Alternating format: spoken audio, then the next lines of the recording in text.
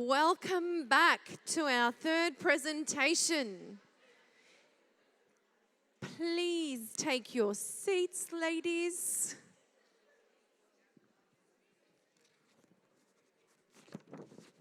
During the break,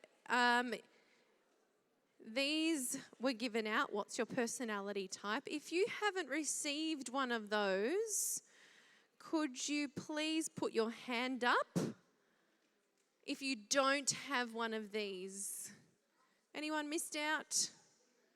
Here they come. Thank you to our lovely volunteers. And one down this end on the side. 2, 1, 2 on the side there. Anyone on this side missed out? Okay, 2 there. All right. So this afternoon's presentation will be taken by Kate, and the topic is personality. Can I see a show of hands if anyone here has actually done a personality quiz before? Keep your hand up if you thought it was interesting. Yeah, okay, hands down. So those of you who haven't done it before, if you didn't see, everyone that put their hand up pretty much kept their hands up. So it is very interesting getting to know yourself a little bit more, and it's quite helpful, and Kate will share with us why it's helpful in her presentation. Kate, can I welcome you up on the stage? Come on up.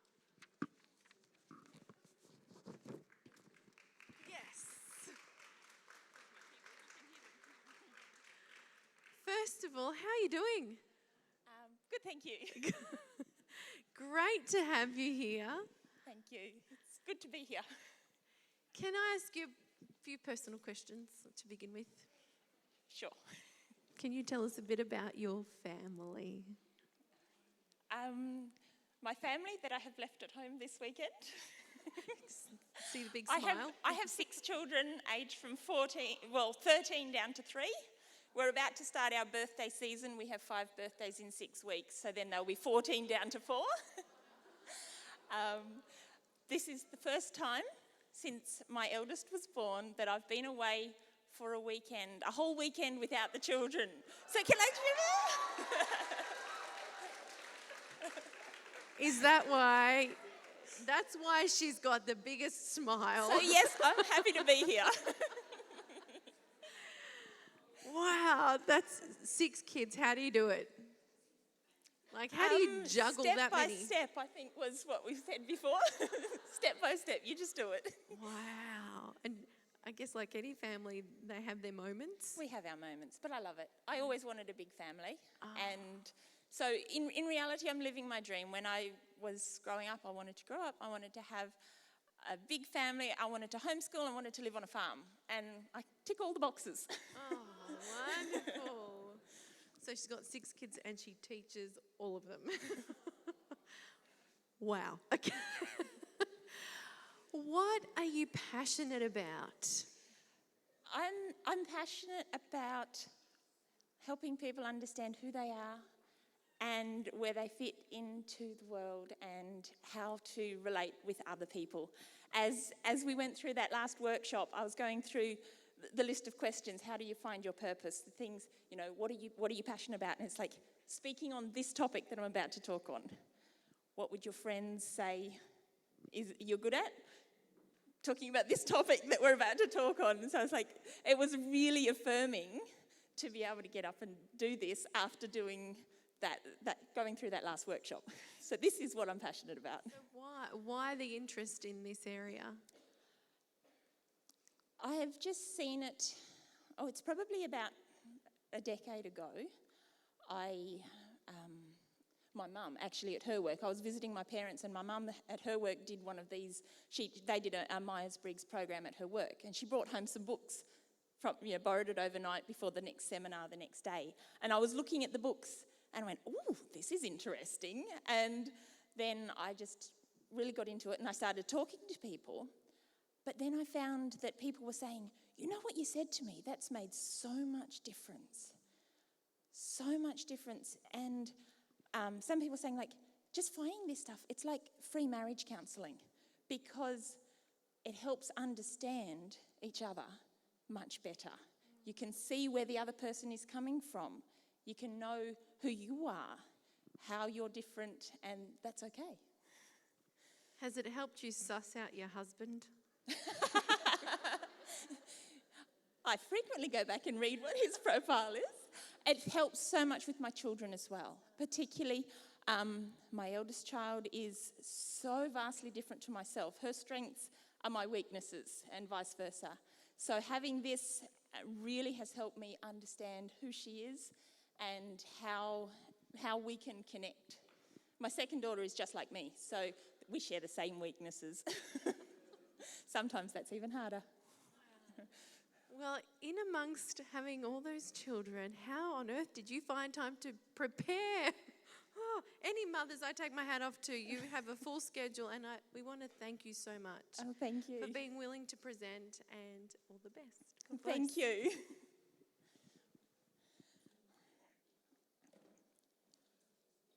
I'd just like to say, I think it was actually a God moment that I came here.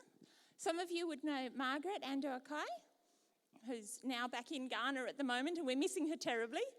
But I was talking with her, and she said, "You should do a workshop on this." And I said, "Oh, well, I'd love to, but, I'm at home." And she said, "Right now," I was in her living room, she said, "Right now, you send an email to Tanya. She's the women's ministries leader. You send her an email right now and tell her you'd be willing to do a workshop." And so I was sitting there in Margaret's, because nobody says no to Margaret. And I was sitting there and I said, "I'm willing to do a workshop." And I said, "You're probably already organised for this year."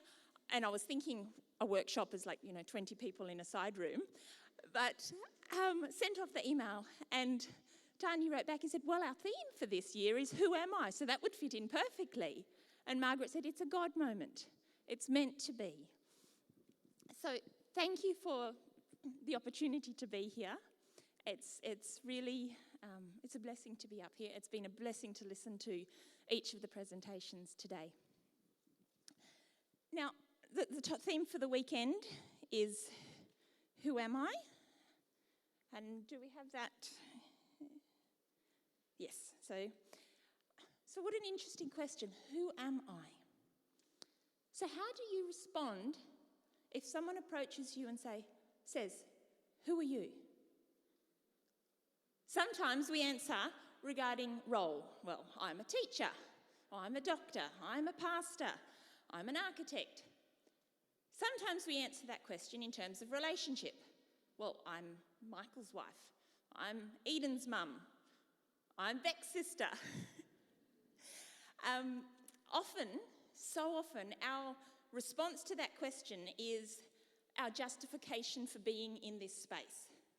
I'm doing this valuable job. I belong here because I'm attached to this valuable person. And our roles and our relationships certainly make a vital part of our makeup. They help to locate us in the space that we occupy. But they only go so far. The role we play and the people we're attached to, they help to locate us, but they don't actually tell us who we are. And I just want to speak to all the women in this room who are mothers. Please hear me on this. You are more than simply a mother. I don't say that to disregard the role of a mother. I personally believe being a primary caregiver to a new generation of quality humans is a vital role, frequently overlooked. I've chosen that as my career path. I've spent the last 14 years at home with my 6 beautiful children. Well, not 6 for the whole time. But I wouldn't change that for the world. But there's more to me than just that. When the children grow up, I will still be here. And I will still be me. And I think I owe it to myself and to those around me to know who that me actually is. For the women in the room who are wives, please hear me on this. You are more than David's wife or the pastor's wife or whatever relation status you might use. Yes, you may often fill a supporting role, but you are you. Uniquely, beautifully, individually, you. Even if that is overlooked and unnoticed by the people around you. You are intricately, wonderfully, gloriously designed by the Master Creator. For the women in this room who define themselves by their work role, you might be an amazing teacher, but you are more than that. You might be a cutting-edge business executive, but you still need to take off your work shoes and find out who you are in the quiet spaces, who you are when the work clothes are back on the hanger and the commute is over. So I'll ask again, who are you? Who am I? Now, psychology tells us that there are some ways in which each of you, have I got it? Yep. Some ways in which each of you is like all other people. Some ways in which each of you is like some other people, and some ways in which each of us is like no other person. And I just found it fascinating sitting down there taking notes through the last 2 workshops, because Megan spoke about some of the characteristics, how we all need love. And Shanda spoke of our individual purpose. And I'm talking about how we are like some other people. So you'd almost think we sat down together and worked out our presentations, when in reality we didn't know what each other was actually speaking on. I think that's a God moment. So think about this for a moment. Let's break it down a little. Each one of us needs food and water and shelter, basic functions. Don't forget, drink water, get sunlight. You're basically a houseplant with complicated emotions. But even more than that, food and water are a good start. But there are innate common needs among all humans. And as Megan mentioned before, Brené Brown, researcher and storyteller, she has a background as a social worker and studies shame and vulnerability, has collected thousands of stories, and she has this to say: a deep sense of love and belonging is an irreducible need of all women, men, and children. We are biologically, cognitively, physically, and spiritually wired to love, to be loved, and to belong. This is fundamental. We are wired that way, designed that way, created by God to love, to be loved, and to belong.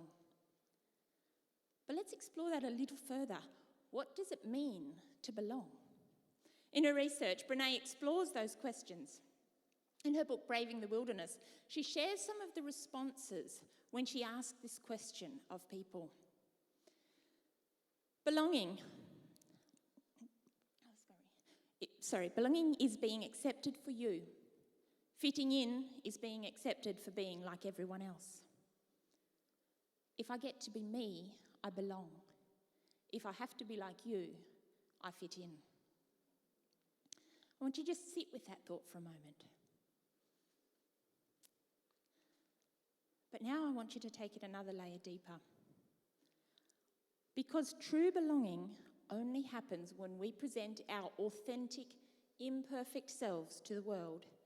Our sense of belonging can never be greater than our level of self-acceptance. Now sit with that for a moment. Phew, that is hard. Now, how many of you, when I shared this slide, immediately thought of a time when someone else excluded you, made you feel like you weren't part, you didn't belong? If you're like me, read those words and immediately think of people around you, our families, our schools, our churches, our workplaces. Somewhere, someone has made you feel unwelcome, unloved, like you didn't belong. But this one, this is hard because this is us. Are we able to accept ourselves? Now, to be honest, I should probably stop there because it's probably about enough for us to digest for one day, but I've only got one workshop, so I'm packing in as much as I can. So before I go on, I want you to understand I'm not making excuses for bad behaviour here. There are people out there who are treating people around them very poorly, saying, well, that's just who I am. That's not what I'm meaning. To accept yourself doesn't mean to treat others badly.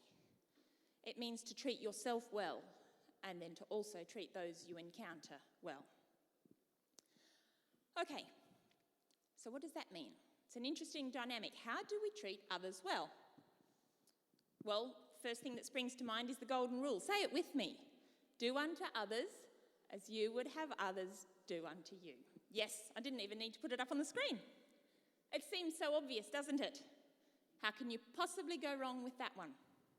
It's ingrained into our minds. We've probably taught it to our children. The teachers here have probably taught it to many other people's children. But what about when the other person doesn't want the same thing that you would want in that situation?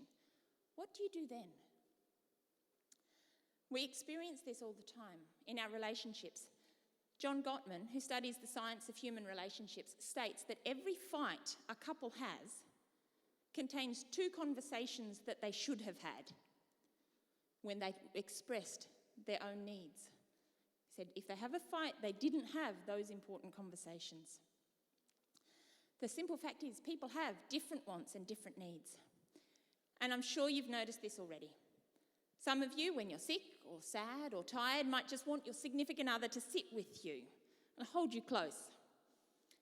And yet, if he walks out of a difficult meeting and you try to cuddle and smooch him, he'll go, "Oh, just leave me alone." Ever had it happen? What you want in that situation is not always what the other person wants.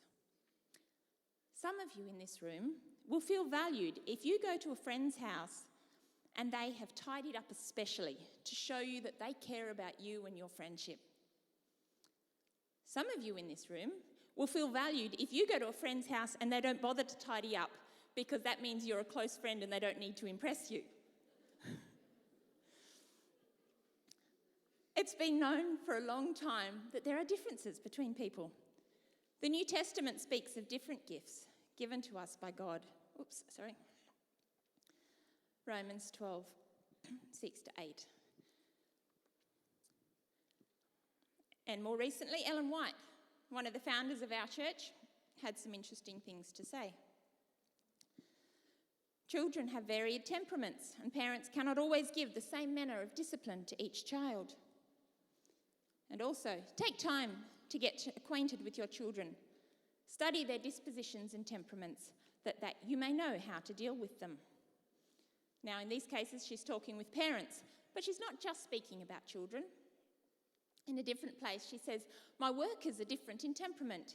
Their ways and manners are different, but we blend in action and stand united in spirit, seeking to help and strengthen one another. We know that we cannot afford to be at variance because we differ in temperament." Differences in temperament, differences in ways and manners. Think about your family of origin. Think about your friends, your church. If you have children, think about them. There are so many differences. But if we can't trust what would work best for us, how do we relate to other people? I'm so glad you asked. So let's take a moment. I'd like you to do this exercise. I'm going to put some numbers up on the screen, and I want you to find the numbers in consecutive order from 1 to 54.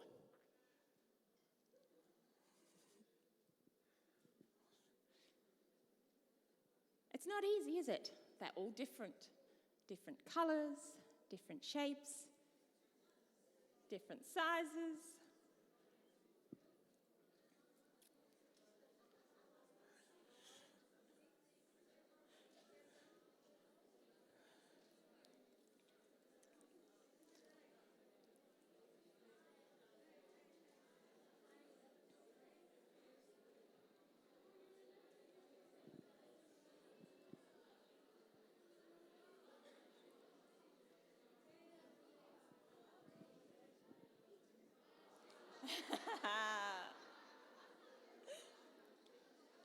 What if we make it a little bit easier? Some people are frustrated. "No, you didn't let me finish." But have a look.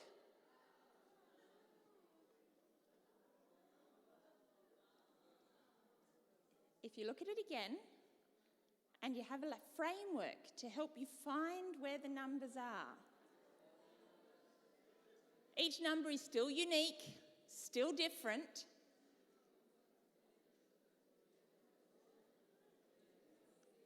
Even when we take away the framework, now try and find the numbers.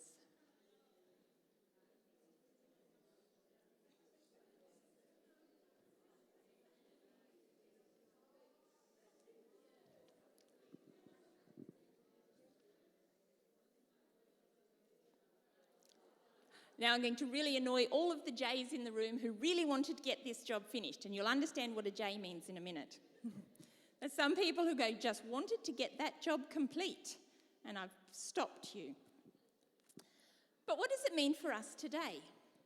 Because there are many frameworks that have been applied to personalities, or temperaments, or thinking styles, or brain area dominance.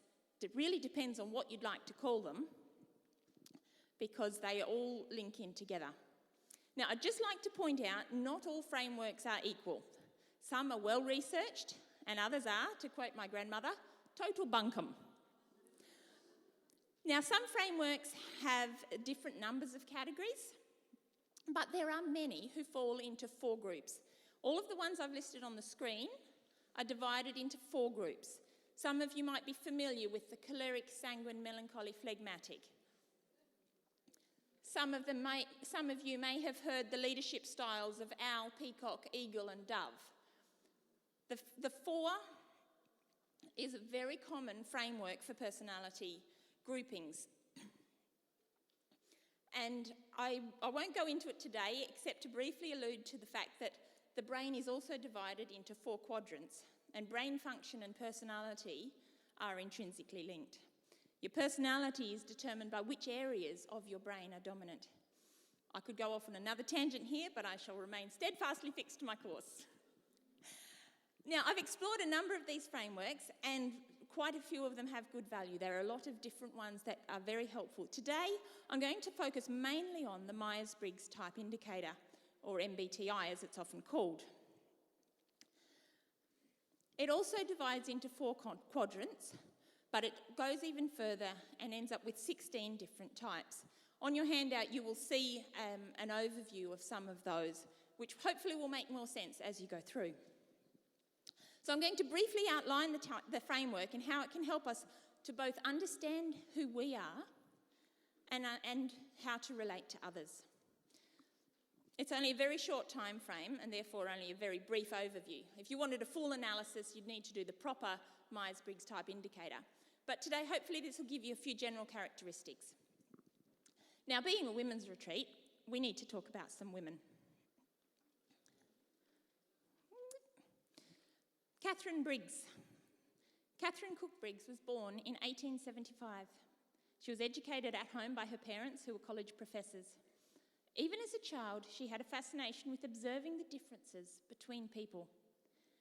She noted differences in personality between people who were all living effective, useful lives, and sought to understand these differences and the reasons behind them.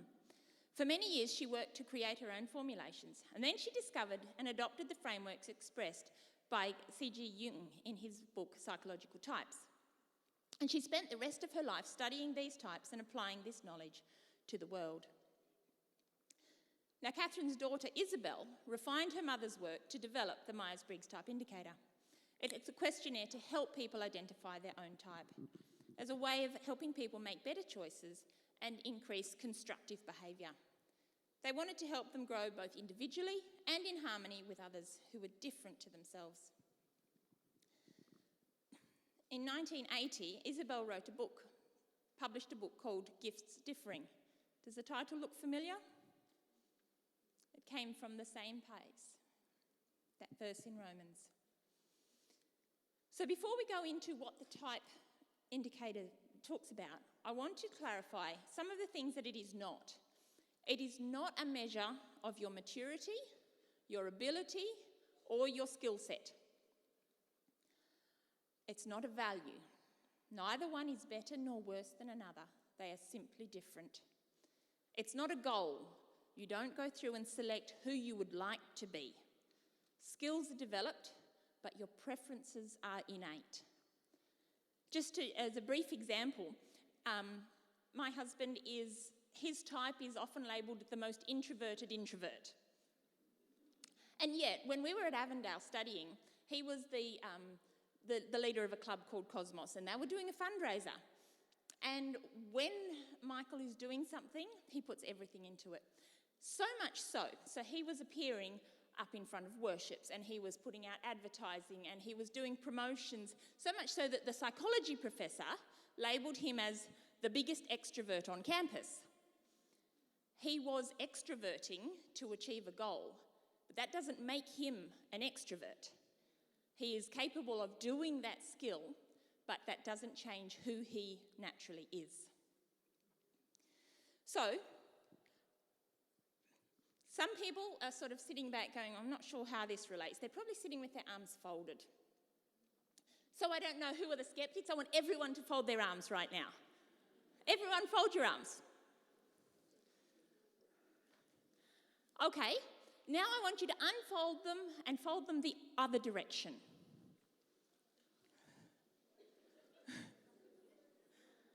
It takes a little bit longer, doesn't it? You have to kind of think about it. For some people, I'm hearing people say, well, it feels strange, it feels odd. But you can do it. And that's what it's like with your preferences. You have a natural way of doing things which just comes naturally. You can do the other, but it requires a little bit more thought and intention. So, let's have a look. On your pages, you'll have what's up here in front of you. The Myers-Briggs, we measure 4 different things. Where do we get our energy? How do we take in information? How do we make decisions? And how do we organise our world? Let's have a look at the first one. Where do you gain your energy? What I'd like you to do, in groups of 3 or 4 around, I want you to think it's a good friend's birthday and you want to organise a surprise party for them. In your group, I want you just to think about where would you hold the party? What thing would you do? Are you going to have any entertainment? What specific things would need to happen? Just take a couple of minutes and then I'll call you back together with the people around you.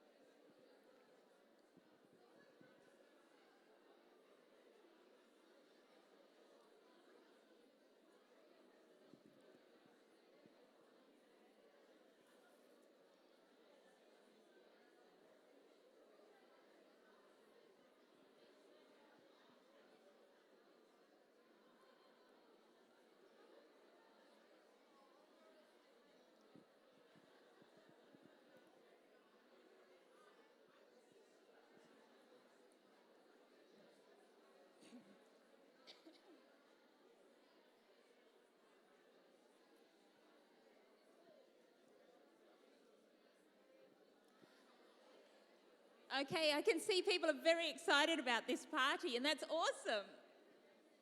But I just want to call you back now. Let's have a general show of hands. If you're thinking of something along the lines of a picnic or walk along the beach or a nice little cafe with just a few friends, just put up your hand. If you thought to like hiring a hall or hiring a band or something, put up your hand. Did you have a look around you when the hands went up? Let's do it again. Cafe people? Notice their hands come up to here. First time they came to here, and then when I drew attention to them, they came to here. Okay, those who were going to hire a hall because you couldn't possibly fit into a house. Yeah, look at the hands, right up high. Look at them, party people. Now, just for the record, there are some extroverts here who haven't put up their hands very high or even at all. It's probably because they're either thinking types who would prefer a focused activity like doing a task together over mingling with a group, or else strong judging types who thinks things should be done decently in order and waving your hands around is not one of those things. But the extroverted perceivers, yeah, there they are, they're waving.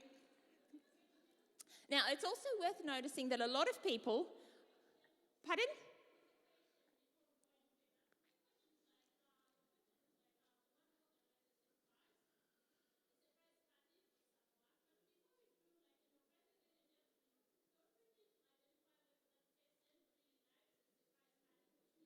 And she's switched on, absolutely. Absolutely. I was just about to share a story because for my father's 60th, my mum went, okay, we have to have a surprise party. We'll call all the people from church, we'll call his relatives, all the people from interstate. And we spent the whole day trying to make sure he didn't run away. And you've seen that sort of thing happen as well, haven't you? So yes, absolutely, it would be best to identify the person's preference, not just your own. Absolutely. It's also worth noticing that many people will identify as what we call ambiverts. They're not sure that they quite fit one category or another. Now, there's always a continuum on each of these, and every binary will have exceptions. But most will tend to identify sort of as one side or the other. Even if you're not a strong extrovert or introvert, you might be leaning more to one side than the other. And when you're dealing with another person, it's always helpful to identify towards which direction they are compared to you. So you might both be extroverts, but they might be a little bit more extroverted, and you need to keep that in mind, or the same the other direction. But let's have a look at some of the differences. Now, Arlene Taylor, she has a business called Realizations. She speaks a lot on brain studies, and it's quite fascinating, but she just talks about some PET scans, so brain scans. And those extroverts, the more extroverted you are, that excuse me, tend to have a lower resting blood flow to the brain. So it's a lower internal stimulation. Now, this is an advantage in highly stimulating environments because the introverts who have a higher resting blood flow become overstimulated very easily. The extrovert becomes understimulated very easily. The extrovert dominant pathway is activated by dopamine, which is the feel-better chemical in your brain. The introvert's dominant pathway is activated by, and I can't be sure how to pronounce this, but thank you. So obviously, there's the ambiverts in the middle, but depending which direction as to how these go.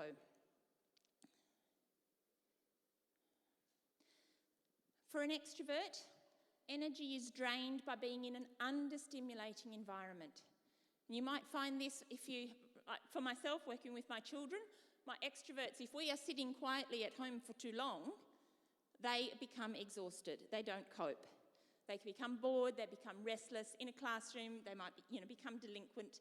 They need frequent breaks. If you're trying to focus on something, you need to give the extroverts lots of frequent breaks to increase that stimulation. For an introvert, energy is drained by too stimulating an environment. And if they have too much stimulation, they will tend to become tired or depressed or sick. But they can focus for long periods of time on something that they're really interested in. An extrovert will tend to recharge by interacting with the outer world and recharge quickly, so tend to spend energy freely. An introvert will recharge by interacting with the inner world, taking time alone. And we take longer to recharge, so tend to spend energy cautiously. Okay, have a think about where you might fit on that continuum. And then we have a quick look at the next one. Sensing and intuition. How do we take in information? Now, you notice very quickly that I have highlighted the wrong letter. But that's because we use the E and the I for the extrovert-introvert, so they didn't use I for this one, they've used the N just to clarify the difference. Now, what is sensing and intuition? How do we take in information? I want you to talk to the people around you for a second. Think about your favourite place that you love to visit. Could be a restaurant, friend's home, holiday destination. Just turn to the person next to you. It doesn't have to be a big group, just the person next to you. And tell them about that place.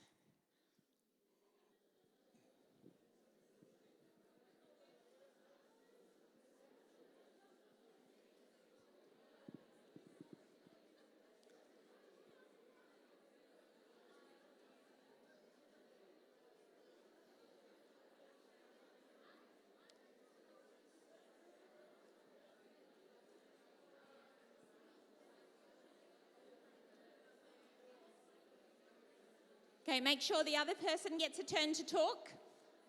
Switch over.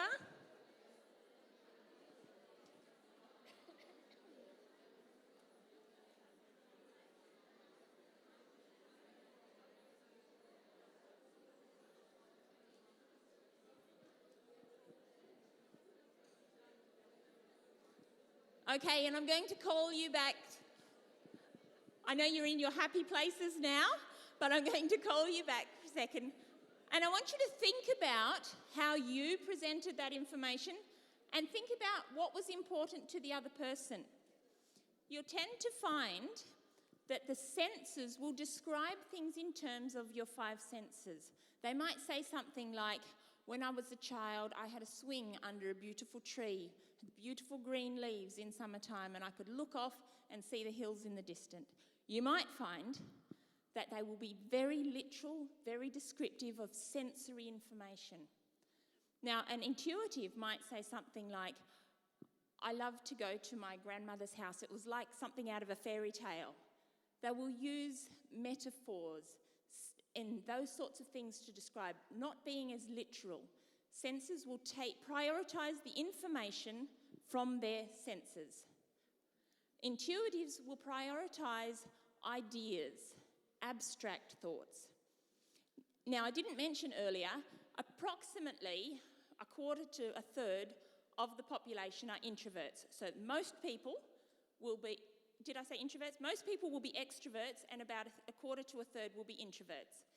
And with sensing and intuitive, the majority of our population is sensing, and about a quarter will be intuitives. Now, there is a story of a couple. They've been away on holidays. They're heading back to the airport and they're running late. There's been traffic. They're not sure if they're going to quite make on time. The husband's driving along. He turns to his wife and he says, "What car is this?" She said, "It's a Honda." "No, what kind of car?" "It's a Honda Accord." "No, what sort of car?" It's a blue Honda Accord." Now, he is asking a very broad question. She is giving a very specific answer. What he actually was trying to find out is, what rental company does this car belong to? So I know which company I should drive to so we don't miss this plane. But he didn't give all of the information. He thought it was obvious. She was being very specific and descriptive. Now, often with senses will tend to think in processes that you can follow. I have this thought, I move to this thought, I move to this thought. You can see how each of these thoughts connect, and you can follow along nicely. Intuitives tend to think something like we would describe a ski jump. We have this thought, and we take off, and we land somewhere over here, and nobody is able to tell how we got from here to here. Now, my lovely sensing friends over here in the audience are laughing at me because we've had these conversations many times, because I'm one of those intuitives. So we have to move quickly because I know you're all going to want to go to tea in a little while. So we go on to the third continuum. How do we make decisions? So we've looked at how we gain energy, we've looked at how we take in information. Now, how do we make decisions? I want you to stop and talk amongst yourselves again, because I want you to imagine that you're on the team organising this conference, and you've actually planned an excursion for Sunday morning. You've got a wonderful excursion planned, but there's only 14 places on the bus. You've got 18 women who have signed up, who put their names down to go. They all want to go. What are you going to do? How will you decide who gets to go on that bus? And write down the criteria you would use to decide.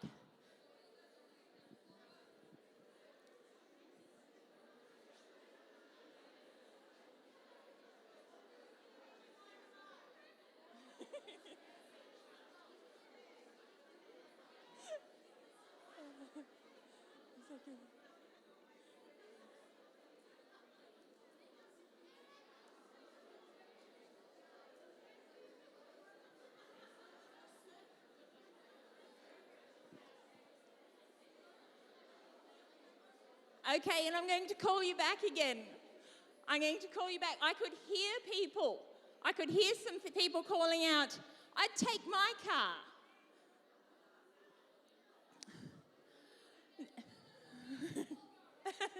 If there's a will, there's a way. They're all going. Now, I want to just talk to you about your answers in just a second. But before we get to that, thinking types will tend to make decisions they will try and solve the problems. They will try to encourage the other person into problem-solving mode. They try to establish facts, weigh up the pros and cons, step out of the situation for objectivity. A feeling type would tend to listen and empathise. They'll tend to help the person express their feelings, be supportive, and step into the situation with their friend. I want you to imagine this scenario. You've driven home, you've stopped in front of your garage door, you've gotten out of the car to open the garage door, your car rolls back down the driveway and crashes into the mailbox. I want you to imagine you call up your best friend. Hey, you're not going to believe what I just did. What's she going to say? Oh, honey, how are you? Are you okay? Think of those sorts of things. You can imagine your friend saying that. You imagine when you talk to your husband, what's he going to say? Did you forget to put it into park? Why didn't you put your handbrake on? We have a classic thinking, feeling distinct. Now, I just want to point out at the moment that this one is the only one that has a gender bias. The majority of men tend to be thinking types. The majority of women tend to be feeling types. So that can help us get a general guide as to what they're likely to be, but not in every case. So it's important to remember that about a quarter of women are thinking types. There's a good chance they're not here because the thinking type women that I know say, I don't want to go to a women's conference, everyone's just going to sit in a circle and cry.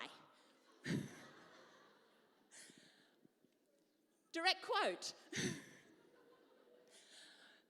But they are there, they do exist, and they actually have a hard time in our society because they don't fit the stereotype of what a woman should be.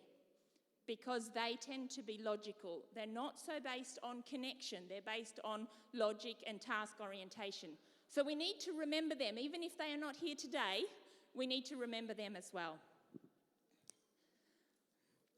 So having a look, knowing that there's probably not very many T or thinking type women in this audience, I just want to share some of the answers that I've had when I've run this in a different setting. The feeling types are some of the answers that I heard calling out. I'll run the excursion twice. I'll take my car to fit the extras. We'll book another bus. Or cancel that excursion and plan another one that everyone can do. But the thinking types were very quick. Oh, eeny, meeny, miny, mo. First names, first in, best dressed. If you're in a school or a childcare, well, whoever's going to need the least discipline will take the easy ones. We'll use it as a reward for good behaviour. If your name's on the board at the end of the week, you go on the excursion. Or sports teams, whoever has the highest scores or the best record gets to go. The thinking types come up with a list of criteria very easily.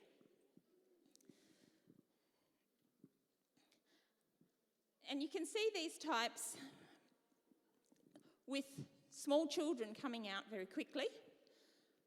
For the thinking types, they tend to focus on competition and dominance activities. They view hierarchy as the default way to sort society and to resolve issues. So therefore, they will seek to hold their position within that hierarchical structure. You know, you can often hear, and go with the gender stereotype, it's often little boys, I can run faster than you. My dad's stronger than yours. It's very much about hierarchy and competition. The feeling types tend to focus on inclusion or exclusion. They tend to view community as the default way to sort society and resolve issues. Therefore, they seek to ensure that they will be part of the group. You'll hear little girls saying, if you do that, I won't invite you to my birthday party. You can't sit with us. You can hear it. They speak in different languages because they're focusing on a different way of structuring society. Okay, our fourth continuum, judging, perceiving. How do we organise our world? Okay, I've got a story to share for this one. I have a friend who is a very strong judging type. And she had seen a TV show called Surprise Chef and came up with the suggestion on a Saturday night, okay, let's do something fun. How about I'll come over to your place, we won't make a plan, and I'll just look in your pantry and figure out what to make for tea with whatever you've got. Now, for her, this was something novel. This was something fun to do based on a TV show she'd seen. But for my sister and I, that was life. That's how we prepare every meal.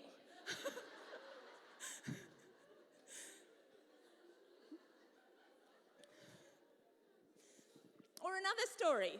We had some friends over. The husband is a strong judging type. The wife was a perceiver. They came for lunch one Sabbath after church. Now, I'd prepared a pasta meal for lunch.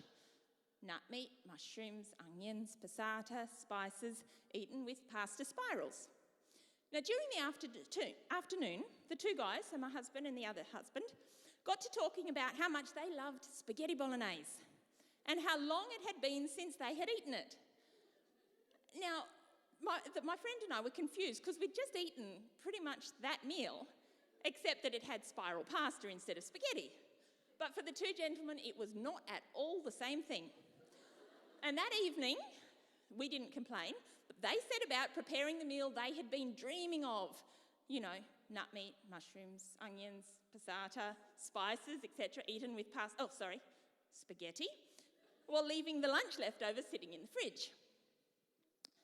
Now, the thing I love is that while I tell that story, half of you are rolling your eyes at the boys, the other half are staring with me with your intentional polite face, thinking, who is this crazy lady up the front? Of course they're different things.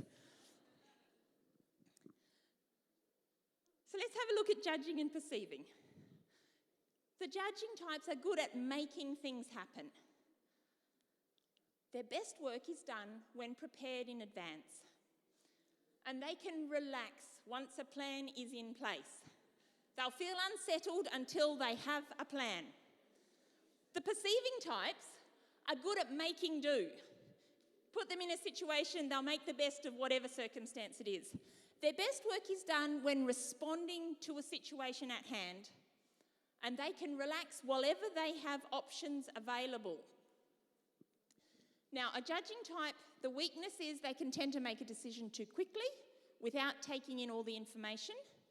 And the perceiving types, our weakness is we can tend to hold off on making a decision until there's only one option left available, and so that's the one we go with.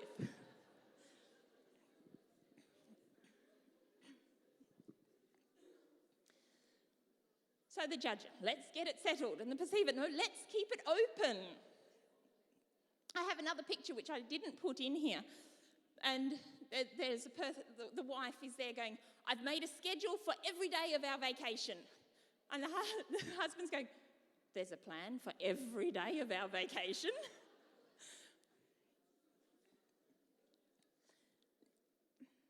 Now, judging types also tend to have a bit of a hierarchical structure.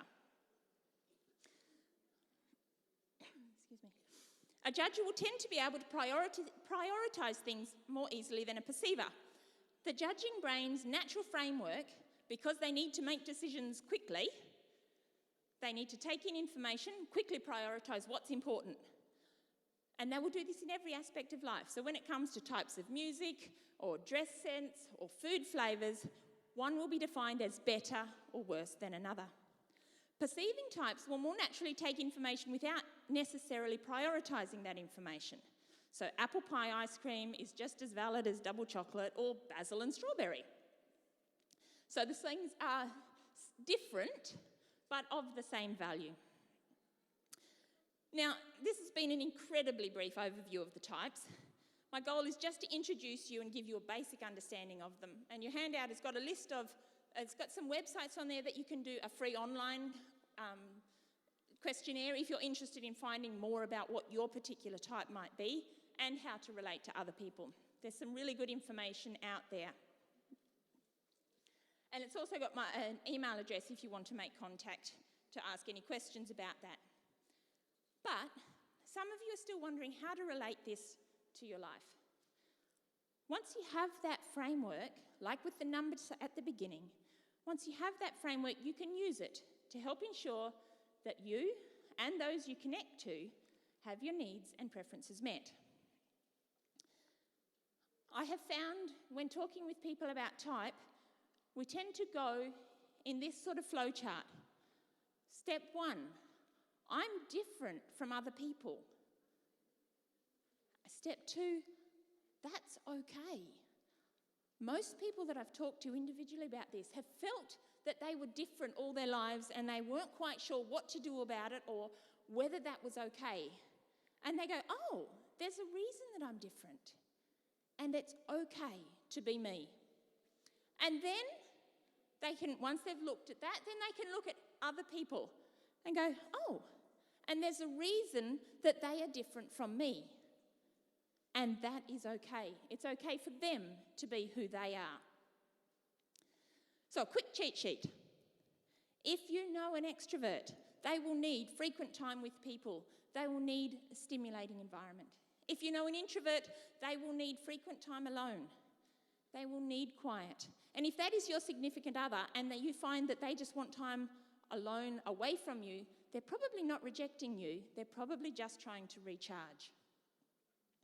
If you know a sensing type and you're giving them information, try and make sure it's detailed, factual information.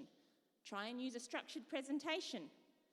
If you know an intuitive, allow them to use their imagination and abstract thinking. Allow them to express theories, speak to them in metaphors. If you know a thinking type, use direct, logical, and factual communication and expect the same from them. Don't ask them, do these jeans make me look fat? If you don't want them to answer. If you know a feeling type, make sure that you have connection. You deal with relationship and emotional communication. If you know a judging type, they are more comfortable if they have structure, if decisions are made and plans are in place. They will probably be more comfortable if the house is tidy and the desk is clear. If you know a perceiving type, they desperately crave freedom. They want to have options available to them, and they want to be free to respond to a situation as it unfolds. So, what do we do with that now? On your handout, you will have a square. It's a funny looking square. Why would I put that on a handout? I put it there from something I read, from something Brené Brown says. She speaks about the need to be vulnerable, to be authentic, but she says it's important to be vulnerable with the people who you can trust.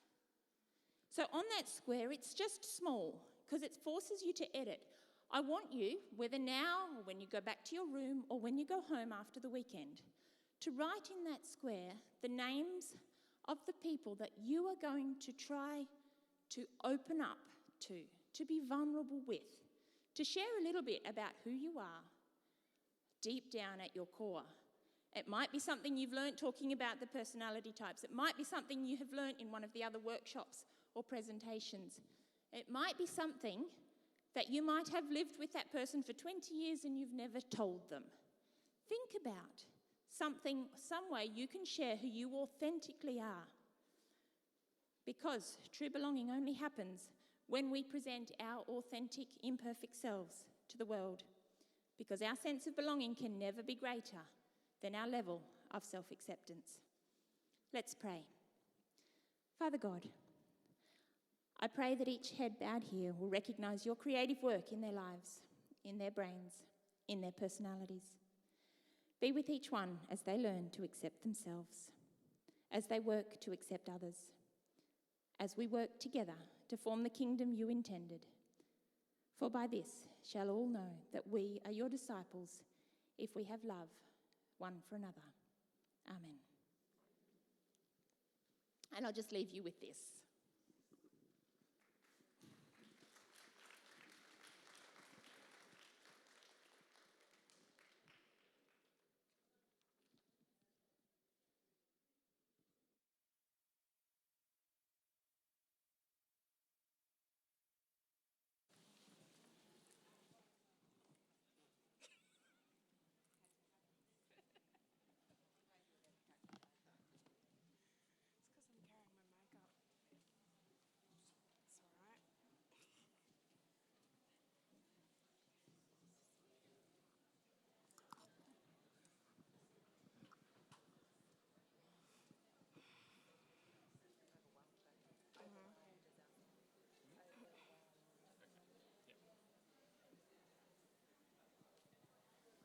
Ladies, I hope you were blessed by your workshops this afternoon and you've worked out that your split personality is not really a split personality after all.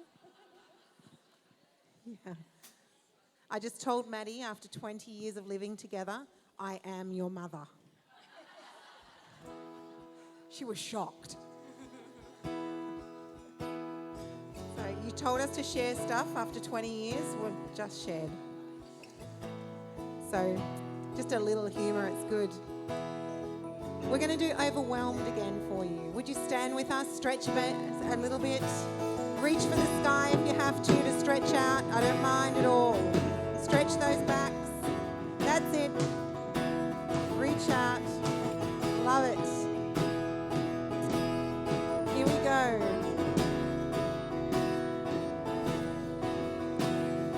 I see the work of your hands, galaxies spinning a heavenly dance. Oh God, all that you are is so overwhelming.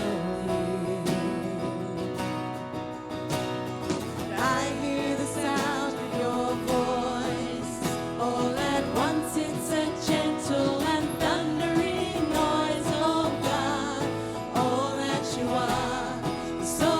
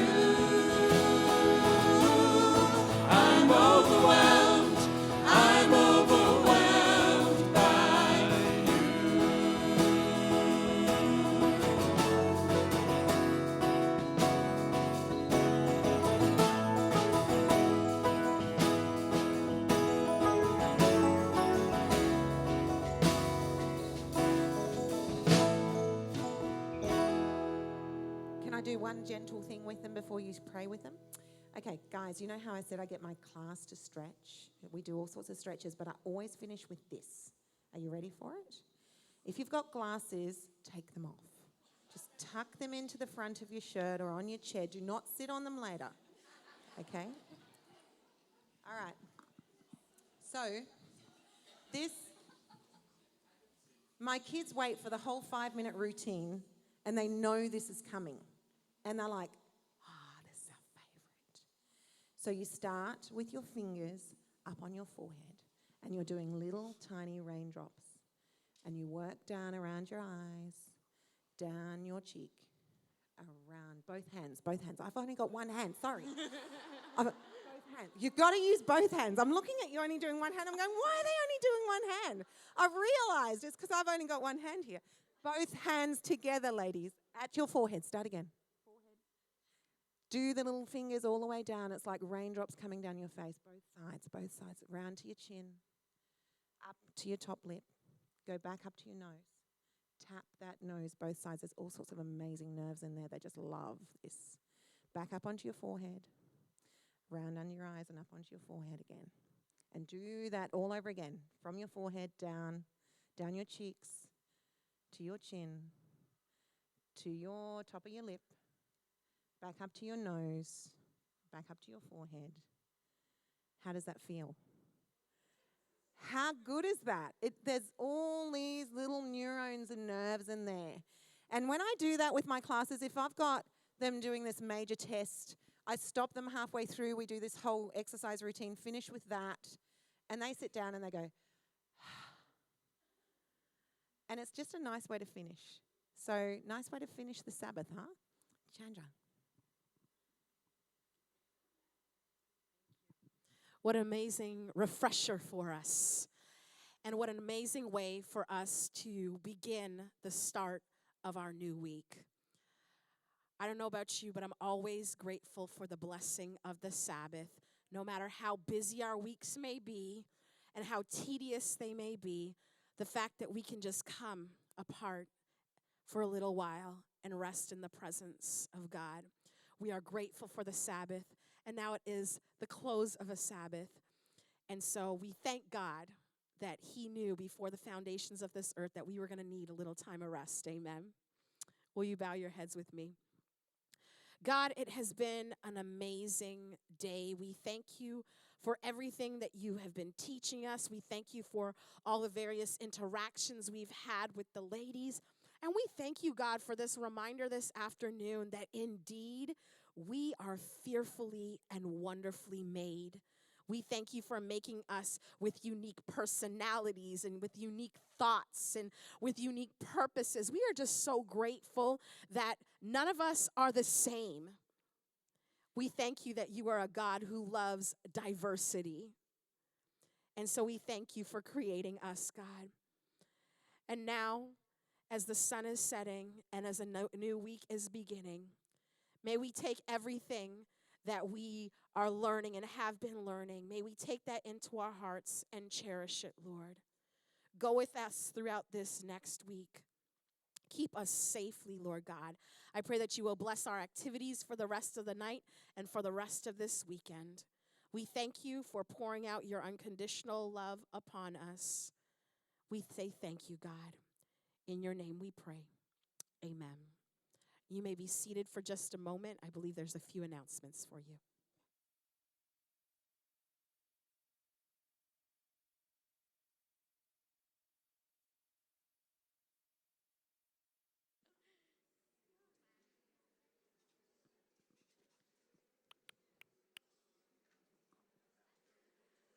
Would you please join me in giving a big round of applause and thanks to our presenters this afternoon?